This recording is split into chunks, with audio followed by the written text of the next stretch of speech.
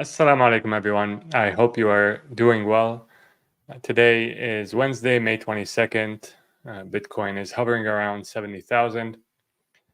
And today we're going to check on the vitals for Bitcoin. It has been moving sideways for a while. However, I do think it is setting up for the next leg up. And we're going to look at the data that leads me to believe this, as well as some of the headwinds that could be facing Bitcoin in the short term. So, without further ado, let's get started. Not financial advice as always, so be sure to do your own due diligence before making any investing decisions. And before I forget, do leave a like if you like these types of videos. So, looking at the supply last active, so this is basically looking at the supply of Bitcoin that has not moved for at least 1 year, and that's in the yellow line. The black line is the price of Bitcoin. So you can see that there has been profit taking, and typically the supply of last active will start falling before the fall in the price of Bitcoin. So it can act as a pretty good leading indicator for what the price of Bitcoin is going to do. And we saw that people started taking profits as Bitcoin was on its run, reaching its recent all-time high.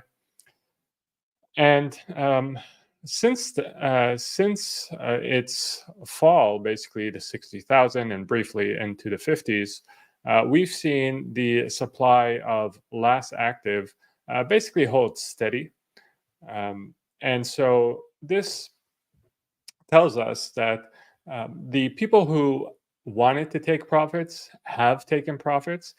And so it's likely that you're going to see supply last active start to build again, which will be or at least historically has been a bullish leading indicator for the price of Bitcoin. Now, if we look at unrealized profit, it remains at an elevated level. So currently 95% plus of holders are in profit. So just looking at this chart, the black line is the price of Bitcoin. The red and orange and yellow are the percentage of holders that are in loss. Green is the percentage of everything. Green and blue is our holders that are in profit. And you can see that we basically peaked at, almost all holders were in profit when we reached the all-time high, by definition, I suppose. And then we had this period of orange. If you're looking at the top right corner, and that's when things started to pull back a bit. And it's been so recent, but there's a sort of a sliver of green towards the right of this graph, indicating that we've gone up again. So we are currently at 95% plus of holders having that are in profit. Now, what's normally one would say, okay, this is a pretty bad sign because it means that there's a lot of temptation to start taking profits. But as we saw, the people who were going to take profits have likely already taken profits at those higher levels.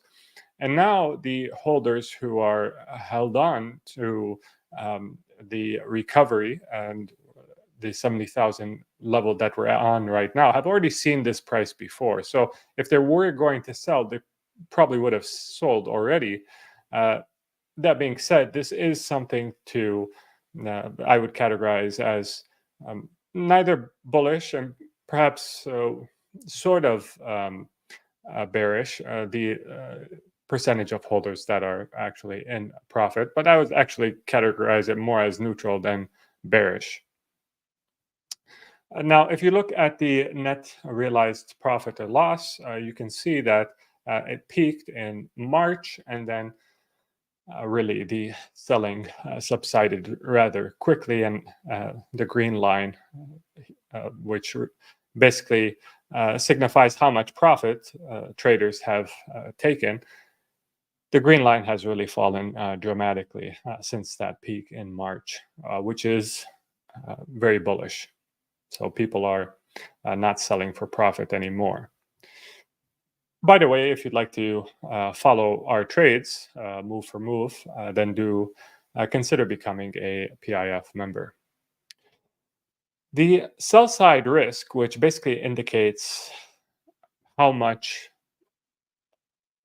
likely people are to sell their holdings, and this is a ratio. Actually, it's a sell side risk ratio, and it basically takes the um, amount of profit or loss, and it compares it to the market cap, the total market cap of the underlying asset. If you have high realization, so people are realizing profit or loss at a high level, that means there's a uh, really strong tendency for people to sell their holdings. If you have low realization, there's a very um, strong tendency for people to hodl and hold on to what they have.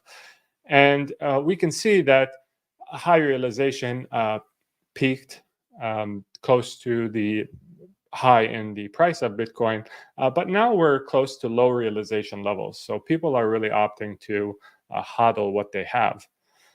So all of these data points are telling us the same thing, which is that the people who wanted to take profits have likely already taken profits. The people who are hodling right now have seen previous prices before and haven't sold for a profit yet, so they're likely longer term hodlers, or even the short term holders that came in are probably looking for prices above what we've already experienced. And so we'll likely not see sell pressure pick up again until we've reached new all-time highs, and new all-time highs that I think are materially higher than our previous all-time highs. We've also seen the assets under management for ETFs pick up. This has been a big driver of BTC's price since their launch at the beginning of the year, and you can see actually the assets under management has corresponded quite nicely to the price of Bitcoin. So when the total assets under management were rising for the Bitcoin ETFs, so was the price of Bitcoin. And then when it plateaued since March, the price of Bitcoin did mimic that behavior. And so now with the upturn towards the right end of this graph, we've seen an upturn in the price of Bitcoin. So this is bullish in terms of the trend. Now, with the 13F filings, we got a lot of information about the Bitcoin ETFs and the composition of the buyers of those ETFs. And it turns out that the majority of the buying of these Bitcoin ETFs has been by retail traders, not by institutional investors, not by investment advisors, but by retail traders. And this has reflected itself in the average trade size for Bitcoin ETFs. So whereas the SPY ETF, which follows the S&P 500, or the QQQ ETF, which follows the NASDAQ 100, their average trade size is 183,000 and 154,000 respectively.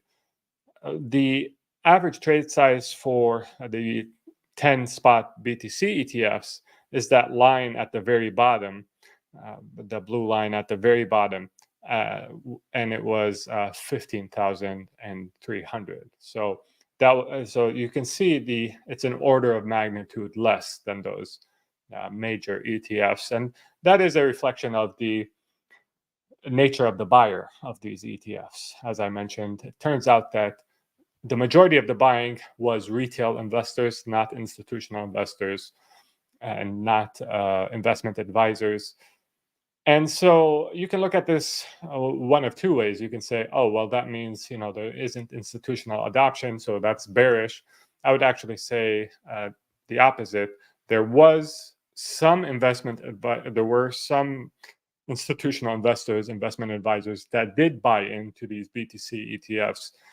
And what's going to happen, I think, is when they review their performance and see that these Bitcoin ETFs outperformed a lot of other holdings, they're going to allocate more. And what this is telling us is that so far, these institutions and investment advisors have been rather hesitant to add in any real large quantity BTC ETFs. And so there's a lot of room to increase their exposure to these Bitcoin ETFs. So in my mind, this is bullish because what it's telling us is that the price action we've experienced so far is prior to institutional adoption and prior to investment advisor adoption, which will come, I think. Now, something that is not really bullish for Bitcoin, it may be bullish for crypto generally, but I think in the short term will act as a headwind for Bitcoin ETFs specifically, and by extension, Bitcoin's price, is the potential approval of an Ethereum ETF. Now, why do I think this? Well, the investment advisors who are advising their clients on their portfolio allocations, the average investment advisor doesn't really understand crypto. They understand that Ethereum and Bitcoin are both considered crypto. They put them in the same category, and they were taught in their master's degree programs the virtues of diversification. And so if they are allowed to allocate a certain percentage of client portfolios to crypto, they're going to diversify that exposure into the crypto that they have access to. And an Ethereum ETF approval will mean that some exposure that would have went to Bitcoin, being it's the only game in town as far as crypto available in these brokerage accounts, now that exposure is going to be diluted with Ethereum exposure. And so some of that money that would have went to Bitcoin will to Bitcoin ETFs will go to Ethereum ETFs. So I think that now what percentage actually is diverted from Bitcoin ETFs to Ethereum ETFs, it's hard to tell. My personal opinion is that Ethereum is just a terrible engineering feat that is hard to use. It's costly. It's slow. You have to add on a bunch of technologies in order to use it. And I really think that Occam's razor will prevail as it relates to crypto. The simplest structures, the simplest projects are the ones that are going to survive. The most complex ones are the most brittle, and they will likely they're the quickest to go and to become obsolete, and they are at the highest risk of going bust. So Ethereum is something that I wouldn't really touch. I've never had a positive experience with Ethereum, but it does have sort of first mover advantage in terms of layer one smart contract blockchain solution. A lot of people are staking their Ethereum, earning yield. So I hate to say this, but it doesn't have any utility to speak of that's serious that people actually use for something useful, as is the case with a lot of crypto, where it's just a gambling casino with derivatives trading and high leverage trading. Very little actual utility has been extracted by the average user from crypto. So Ethereum, falls into that bucket of things that have kept people busy, that are without any use. And so all this to say, I'm not really a fan of Ethereum, but I do think that some people will people who don't understand how these technologies work, for sure, positively, people who have never used Ethereum to try and do something useful, they will put their money into these Ethereum ETFs, and it will take some volume out of Bitcoin ETFs. Now, keep in mind, if you're new to watching, I am not a Bitcoin maxi. I do think that there are other uses to blockchains and crypto, but I'm also a realist, and I like to say things how they are. And I haven't really seen any, consumer-facing applications that have, captured my imagination in the realm of crypto and blockchains, aside from the use case of sending value to someone, which is something that I've done. So paying someone overseas with crypto, that is a use case that I think is real, that people use. But aside from that, I really haven't seen anything. Or I should say, anything that couldn't have been done with a simpler solution. There are some solutions out there with blockchain and crypto that um, are technically useful, but they could have been done with a simpler engineering solution in many cases. So let's summarize here how I view Bitcoin's state today. So the vast majority of holders are in profit, but have seen these prices before. The bleed from profit taking has largely subsided and unlikely to pick up before new highs. And the Ethereum ETF approval, it's bullish for crypto generally, but it may be short-term headwind for BTC ETFs until people catch on to the fact that Ethereum is a dying chain. And the market is in relative equilibrium with lower volatility, and that typically precedes an aggressive move, typically upwards or downwards, but I think in the case of Bitcoin, upwards, inshallah.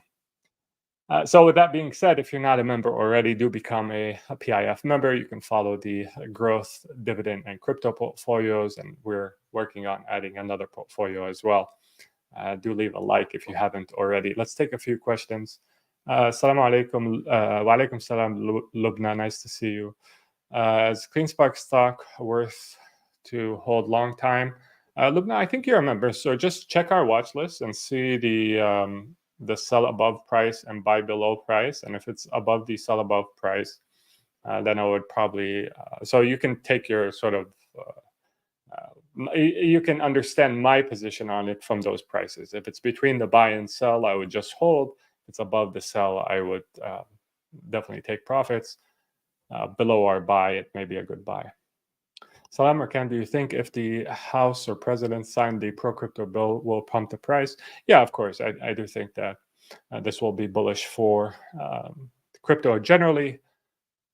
And it will be yet another confirmation that this is an asset class that is going to be with us for a long time. In the beginning, when crypto was in its infancy, the main argument against something like Bitcoin was that the government was going to ban it. But with the Bitcoin ETFs, the approval of this proposed crypto bill, additional regulation for crypto, it becomes less and less likely that this would be the case. Amir asks, will Bitcoin reach 80K in coming weeks? Yes, I do think so. Is it worth investing in AI companies now? It does depend on which AI company, but I think AI is, it's as big a technological change as the internet. So there were a lot of, I'm sure you've heard of the dot-com bubble in 2000. There were a lot of internet companies that formed that were not being valued based on cash flows, being valued based on eyeballs and clicks and all these other things. And they actually crashed in the dot-com bubble. Most of them didn't survive, but there were a few, like Amazon, that ended up being behemoths. So it's very important that we remain fundamentally sound in our investing, even if there is a trend that is taking everything up in the short term, which I think is what is happening with AI. Anything related to AI is pumping, but we have to be selective in order to, not to get caught when the tide dies down. That being said, I think this analogy, the dot-com bubble, applies very aptly to crypto generally. So if you try to value any cryptocurrency, and I was actually talking with Adil, someone I work with, about crypto, and we were talking about the valuation of crypto, and I mentioned that I really didn't think that the valuations of most of these cryptocurrencies made any sense, and a lot of these cryptocurrencies are going to go to zero eventually. Right now, they're being pumped by financial nihilism, gambling, and liquidity rising. But as the Quran teaches us, that which is beneficial will stay. And then you have Ghusat Sale, which is swept away. So that's a very important investing lesson that's in the Quran that not many people pay attention to. If you want to protect your wealth, if you want to invest in a fundamentally sound way, really the top question to ask is, what is beneficial? What is providing the most benefit to the most amount of people? So either a lot of benefit to a small number of people, or a little benefit to a large number of people, or optimally a lot of benefit to a lot of people. What products are doing that? Just look in your daily life. What products are providing the most benefit? And the companies that make those products and services are the safest place to put your money, because those are the companies that will have staying power. And everything else that perhaps its price is pumping, but you've never used them, aka crypto, or you've heard good things about, some talking head told you about, but you've actually never experienced, or you're not convinced with, or you haven't seen anyone have any useful interaction with. Those things will be swept away, and that's really what kills capital and kills people's savings. I know you don't have a crystal ball, but when do you think the bull run will end for crypto? It's tough to say. Historically speaking, typically 12 months after the halving is when you should be out, basically almost entirely. And so I think that's one of the best things to go off of, even though, history is no guarantee of future returns, but it's one of the best things that we can look at. So I'd say within 12 months, I plan to be out of crypto, that is. No, I don't think it's a bubble for actually a lot of companies in AI. In fact, I think some of them are still undervalued. Could the Ethereum ETFs be the trigger for this bull run, meaning this bull happens much quicker after the halving compared to previous ones? I actually think we're in the third or fourth inning of the bull run. I think the bull run is already ongoing. Every bull run has pullbacks in it, but the bull run has already started. I mean, we've already reached an all-time high in Bitcoin, so we're very much in the thick of it. Do you think Solana will eventually get an ETF? I think if Ethereum does, then it's much more likely that Solana will as well. I personally see Ethereum as, I'm surprised that now the probability of an Ethereum ETF is so high, because I do see it as a security. I don't see how it's not a security. I don't think you can argue that it's a commodity. So if it's not a commodity, what is it? It does seem like a security. I think Solana is a security. So I think they should be registered with the SEC if they want to have an ETF. I'm surprised that the Ethereum ETF is, it seems likely that it will be approved based on the chatter that I've heard. But if an Ethereum ETF is approved, then likelihood is that Solana ETF will be approved as well. And then the impacts of every subsequent ETF will be, I think, less and less as more ETFs become available, as more crypto ETFs become available. The biggest impact was for Bitcoin when it had its ETFs, because it's the only game in town at the time. But as more and more ETFs become available, I think their impact on price will become less and less. All right, guys, if you enjoyed this, be sure to leave a like, subscribe, and hit the notification bell so you know when we go live. And until next time, take care of yourself. Assalamu alaikum, and peace be upon you all.